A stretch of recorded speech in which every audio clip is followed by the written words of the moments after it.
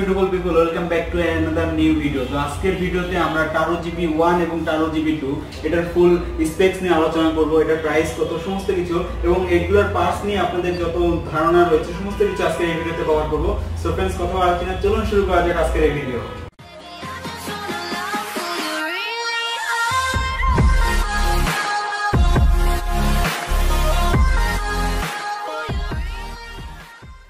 So friends, আজকে আমি আপনাদের Taro GP2 ফুল রিভিউ এবং কোনটার কি স্পেক্স এবং কয়টা কালার আপাতত আছে সেটা দেখাবো।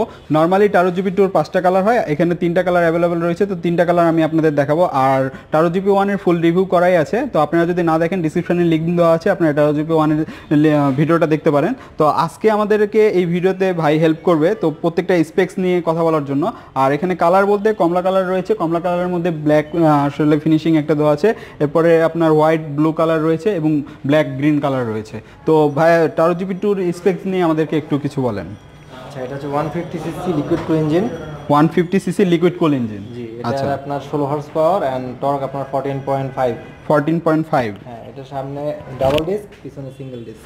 সামনে ডাবল ডিস্ক, জি। আচ্ছা, সামনে আপনার 300 মিলিমিটার ডাবল ডিস্ক আর পিছনে আপনার 260 মিলিমিটার সিঙ্গেল ডিস্ক এবং সিবিএস ব্রেকিং সিস্টেম। আচ্ছা, আর টায়ার সামনে 110 GP2 এর আর পিছনে আপনার 140, এটা শুধু GP2 এর।